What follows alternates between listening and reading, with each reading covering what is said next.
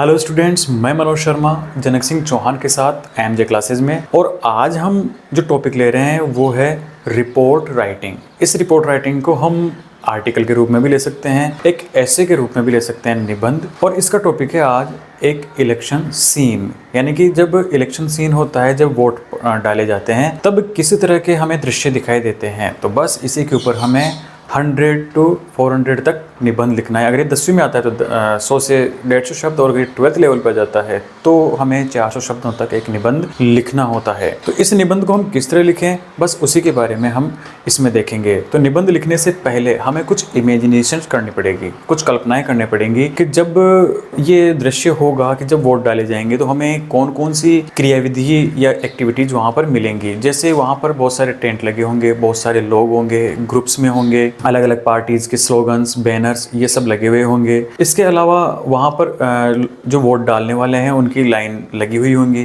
अंदर का सीन अगर हम देखें तो वहाँ पर एक टीम होगी और उसमें 4 से 5 लोग होंगे, जो कोई स्याही लगवाएगा, कोई स्टैम्प पेपर लगवाएगा, कोई ईवीएम पे हमें से बटन दबवाएगा। तो ये सारी की सारी इमेजिनेशंस को हम अगर शब्दों में लिख देते हैं तो वो हमारा ऐसे हो जाएगा, रिपोर्ट हो जाएगी बहुत ही बढ़िया तरीके से। तो अब हम इसको लिखने के लिए चलते हैं कंप्यूटर स्क्रीन पर, जहाँ पर एक साइड में हिंदी में होगा जो हम कल्पनाएं करेंगे, और उन्हीं कल्पनाओं को शब्द रूप में अंग्रेजी में हम ट्रांसलेट कर लेंगे। तो चलिए हम अब चलते हैं कंप्यूटर स्क्रीन के ऊपर।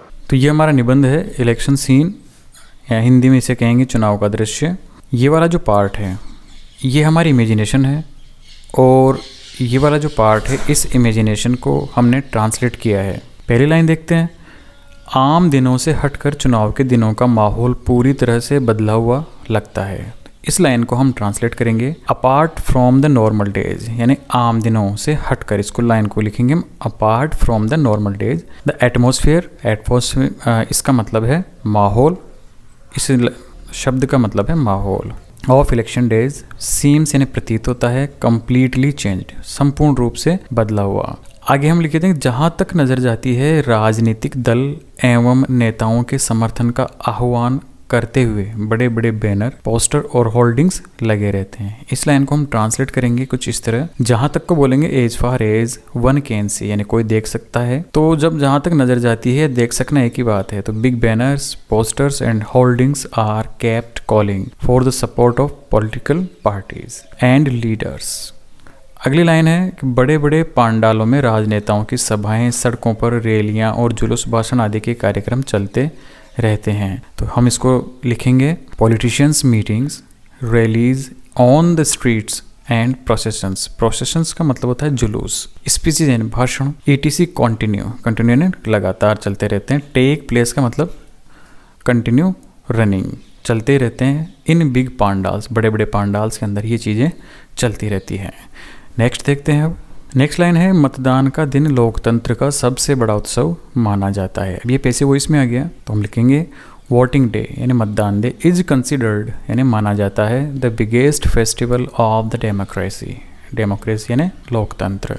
अगली लाइन देखते हैं कि मतदान की पूर्व निर्धारित तिथि से पूर्व ही प्रशासन द्वारा चुनाव बूथ पर सुरक्षा एवं लोगों के लिए जल, छाया आदि की व्यवस्था कर दी जाती है। तो इसको लिखेंगे हम इवन बिफोर, यानी यहाँ तक कि प्री डिटरमाइंड डेट, यानी कि पहले से घोषित तिथियाँ, ऑफ पोलिंग यानी चुनाव की जो पहले की घोषित तिथियाँ होती है उससे पहले। द एडमिनिस्ट्रेशन यानी कि इसको बोलेंगे हम प्रशासन। मेक अरेंजमेंट्स, वो व्यवस्था करता है। फॉर द सिक्योरिटी, सुरक्षा, जलपान और छाया की व्यवस्था करता है। पोलिंग बूथ्स यानी जहाँ पर मतदान स्थल होता है वहाँ पर इन चीज़ों की व्यवस्थाएं की जाती है प्रशासन के द्वारा। ऐसा इसलिए किया जाता है ताकि जो वोट देने आए लोग, उनको किसी प्रकार की कोई परेशानी ना हो। प्रत्येक चुनाव में सवेरे 7 बजे से मतदान शुरू हो जाता है, यानी कि हर बार चुनाव की जो स्टार्टिंग टाइम है 7 बजे हो जाती है। सर्दियों में या गर्मियों में अलग अलग हो सकता है। इस लाइन को लिखेंगे हम voting starts from 7 in the morning in every election। Next देखते हैं। दूर दूर से लोग विभिन्न साधनों से एवं पैदल चलकर ही वोट डालने के लिए बड़ी संख्या में घरों से निकलते हैं। तो यहाँ पर अगर टेंस देखें तो प्रेजेंट सिंपल है सभी जगह। तो हम लिखेंगे people from and wide, far and wide come out. Come out यानी बाहर आते हैं, फार एंड वाइड यानी दूर दूर से। Their homes in large numbers to cast. Cast का मतलब होता है डालना। देयर वोट्स, तो उनके वोट डालने के लिए वो आते हैं। बाय वेरियस मीन्स, अलग अलग, मीन्स का मतलब होता है संसाधन या साधनों से वो आते हैं। एंड इवन ऑन फुट, और यहाँ तक कि वो पैदल भी आते हैं। फुट का मतलब पैदल। आगे देखते हैं कि बूथ में स्त्री पुरुषों को वोट देने के लिए अलग अलग कतारों में खड़े होकर अपनी बारी का इंतज़ार करना होता है। इस लाइन को हमें लिखना है टू वोट, यानी वोट डालने के लिए। इन द बूथ, बूथ के अंदर, मेन एंड वीमेन, पुरुषों को और महिलाओं को। हैव टू का मतलब होता है ऐसा करना पड़ता है। तो स्टैंड यानी खड़ा होना पड़ता है। इन डिफरेंट क्वीज, अलग अलग कतारों में। एंड वेट, और इंतज़ार करना पड़ता है। फॉर देयर टर्न, उनकी बारी का। नेक्स्ट लाइन देखते हैं कि चुनावी स्थल की सुरक्षा के लिए पुलिस निगरानी रखती है तथा चुनाव अधिकारी मतदाताओं को वोट दिलवाते हैं। तो यहाँ पर लिखेंगे इस लाइन को हम, पुलिस कीप यानी रखती है। विजिल का मतलब निगरानी। फॉर द सिक्योरिटी, सुरक्षा के लिए। Of the polling place and the election officials get the voters to vote. यहाँ पर गेट का मतलब यहाँ पर पॉजिटिव वर्ब है।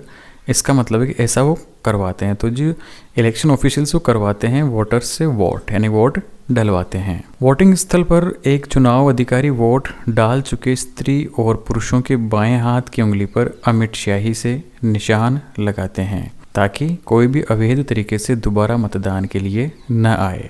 इस लाइन को हम लिखेंगे एट द पोलिंग प्लेस, यानी पोलिंग प्लेस पर। An electoral right is marked with indelible ink. Indelible का मतलब है अमिट, और इलेक्ट्रोल राइट का मतलब होता है चुनाव का अधिकार। तो चुनाव का जो अधिकार है उसको रेखांकित किया जाता है, उसका निशान बनाया जाता है एक अमिट स्याही के द्वारा on the left hand finger. और ये निशान बनाया जाता है बाएं हाथ की एक उंगली पर।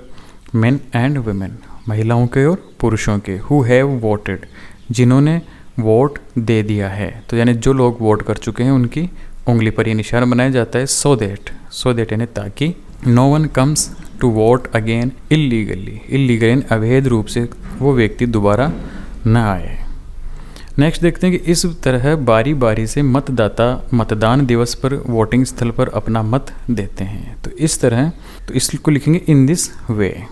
On the day of polling, यानी पोलिंग के दिन, all the voters cast their vote at the polling place in turn. Next दिन, मतदान के दिन ही चुनावी मैदान में खड़े सभी प्रत्याशियों का भाग्य ईवीएम मशीन में बंद हो जाता है। उनकी हार जीत का निर्णय मतगणना के दिन ही होता है। On the day of polling, यानी पोलिंग के दिन, द फेट यानी भाग्य ऑफ ऑल द कैंडिडेट्स, उन सभी कैंडिडेट्स का, उन सभी प्रत्याशियों का, स्टैंडिंग जो खड़े हैं in the election ground, is locked in the EVM machine. There victory, उनकी जीत और हार, is decided only on the day of counting of votes, कि ये सिर्फ उसी दिन निर्णय होता है जब मतगणना होती है। लोकतांत्रिक देशों में चुनाव का दृश्य एक उत्सव जैसा होता है। तो डेमोक्रेटिक यानी लोकतंत्र, कंट्रीज यानी देश, उन लोकतांत्रिक देशों में the scene of elections is like a festival. 5 या 6 सालों में ये एक दिन होता है, ये एक बार होता है। तो हम लिखेंगे it is a day in 5 or 6 years, जब जनता अपने प्रतिनिधियों को चुनकर सरकार में भेजती है। द पीपल इलेक्ट यानी चुनाव करना, देयर रिप्रेजेंटेटिव प्रतिनिधि यानी जनता के प्रतिनिधि, एंड सेंड और उनको भेजती है them to the government and form a popular government, और एक लोकप्रिय सरकार का निर्माण करते हैं वे लोग जिनको ये सरकार भेजती है। और आखिरी लाइन है कि सभी नागरिकों का यह दायित्व है कि उन्हें निस्वार्थ होकर अपने मताधिकार का उपयोग करना चाहिए। It is the responsibility of all the citizens that they should use their voting right selflessly.